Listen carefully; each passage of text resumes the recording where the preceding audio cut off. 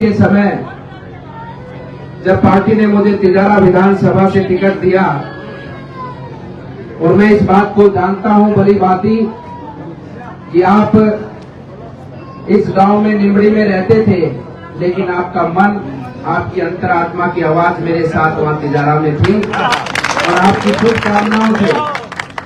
शुभकामनाओं से भगवान की कृपा से हमने चुनाव बहुत मजबूती के साथ में लड़ा और जीता। मैं उसके लिए आप सभी का अभिनंदन करता हूं, आपका वंदन करता हूं, क्योंकि राजस्थान का एक एक व्यक्ति उस चुनाव से जुड़ा हुआ था।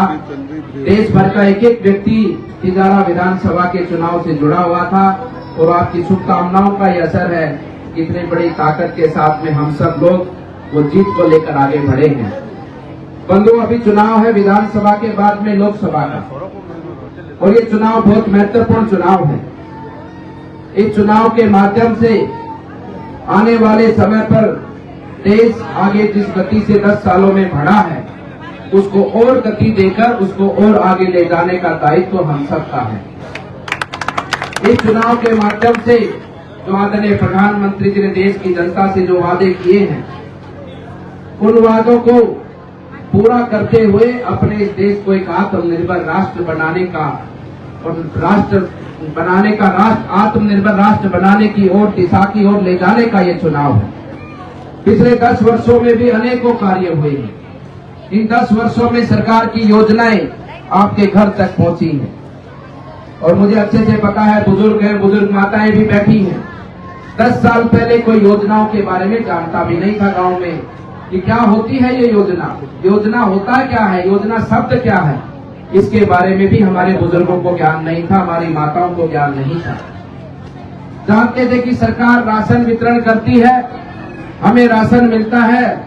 जानते थे कि सरकार वृद्धा पेंशन देती है, हमें पेंशन मिलती है, लेकिन लोगों को ये नहीं पता था कि कितना राशन उनका सरकार भेजती है। जो मिलता था उसी में संतोष करना पड़ता था। पेंशन भी पता नहीं था कि कितनी सरकार भेजती है।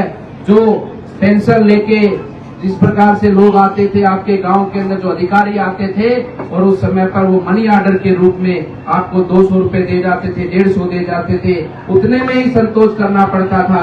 आपको पता नहीं होता था कि सरकार आपके नाम के 300 रुपए भेजती है, लेकिन आपको जेब में 200 रुपए मिलते थे। अगर आप पूछ लेते थे तो अधिकारी आने वाले समय पर, अगले समय पर आपकी पेंशन ही बंद कर देता था। ऐसी स्थिति अनेकों 10 सालों में काम हुए, योजनाएं पहुंची, लेकिन इन योजनाओं के माध्यम से जो देश के अंदर विकास हुआ है, अब उसको आगे ले जाने की जिम्मेदारी हम सब की है।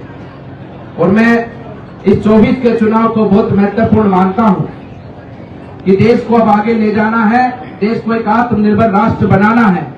और आत्मनिर्भर राष्ट्र बनेगा तो आत्मनिर्भर राष्ट्र तभी कहलाएगा जब हमारा गांव आत्मनिर्भर होगा, गांव के अंदर रहने वाला एक एक परिवार आत्मनिर्भर होगा।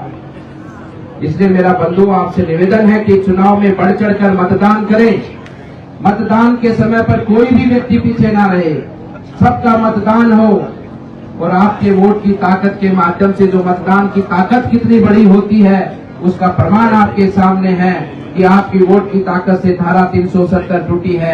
आपके वोट की ताकत से भगवान रामलला का मंदिर बना है और आने वाले समय पर आपके वोट की ताकत से मथुरा का भी विकास होने वाला है।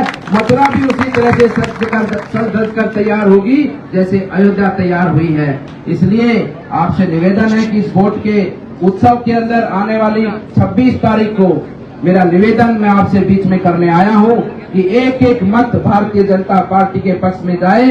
कोई भी बंधु, कोई भी व्यक्ति वोट डालने से पीछे ना रहे, चाहे कोई भी काम हो। हमारा सबसे बड़ा धर्म, हमारा सबसे बड़ी जिम्मेदारी हमारे लोकतंत्र के इस उत्सव के अंदर हमारा मतदान है।